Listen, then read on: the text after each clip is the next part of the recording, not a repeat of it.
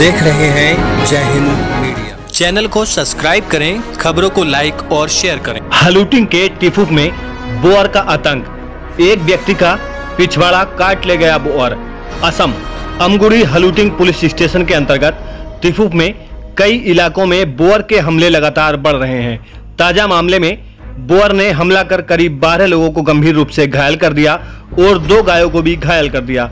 घायलों की पहचान शशिधर बोरा, बुधवन घाटवार, सावित्री मालाकार, रेबुल सेकिया, भग गगोई, बगई भुइया, राजेन बाउरी और चामू कांधा के रूप में हुई। घटना के बाद स्थानीय लोगों ने बोअर के हमले से परेशान होकर बोअर को मार गिराया और कई लोगों को इस खतरे से बचाया।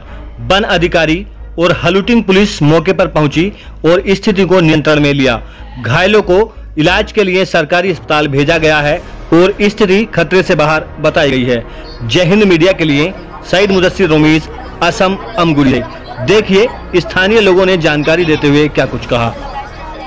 आज हालुटिंग वन विभागर अंतर्गत जकाईपदिली गाँवते टिफुक ग्रांथर भितरते माने एटा बनरिया गाहरी ओलाइছিলে जेहेतुके कर्ब बनांचल পৰা ওলাই আহি एक लाइन घर भितरत प्रवेश करिছিলে जार बारे আজি केबाजन व्यक्तिये आघात प्राप्त हबलगिया হৈছে। बनरिया गाहरीये केबाजन व्यक्तिक आघात करिছে जार बारे आमी अत्यंत दुखी হৈছো जेहेतुके আজি किह कार गाफिलतिर कारणे एनेका धৰণৰ घटना हबले सक्षम হৈছে। आमी माने आमी वन विभागक आमी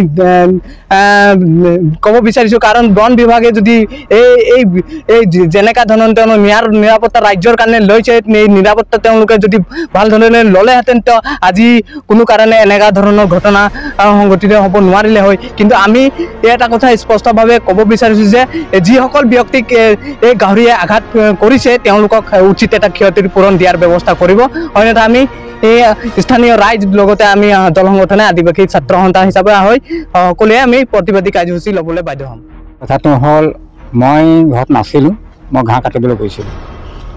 প্ৰায় ঘটনাটো হৈছে মই 7টামান টাইমত ঘৰৰ পৰা ওলাই গৈছোঁ। মই বাৰীৰ ফালে ঘাঁহ কাটিবলৈ গ'লোঁ, গৰুকেইটা মই বান্ধি কিনি।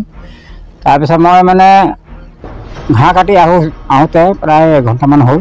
আহি দেখিছোঁ যে গোটেই আমাৰ দেৱাল চালে ভাঙি থৈছে। আমাৰ ঘৰৰ মানুহকেইটামান খেদিছে, বনৰীয়া গাহৰিয়ে বুলি কৈছে, ডাঙৰ গাহৰি এটা দেৱাল চালে ভাঙিছে। গৰুটো জুতিছে, ডাঙৰ গৰু মানে গৰুটোকো মাৰিলে, গোটেইখিনি আঘাত কৰিছে, পেট চেট ফালি দিছে। আৰু তাৰপিছতে মই গোটেইখিনি কৰোঁতে ইফালে আকৌ গাহৰিটো ওলাই কিনি গৈ মানে আমাৰ যিটো গাড়ীগাঁও বুলি কয়, এতিয়াতো গাড়ীগাঁও, সেই গাড়ীগাঁৱত গৈ কিনি বহুত মানুহক এইফালে মাৰি মাৰি আহিছে। বহুত মানুহ কাৰোবাক হাত ভাঙিলে, কাৰোবাক আঙুলি খাপ মৰি দিলে, এনেকৈ বহুত ঘটনা কৰিলে। প্ৰায় 12-13জন মানুহ এনেকৈ ঘটনাটো ঘটিছে।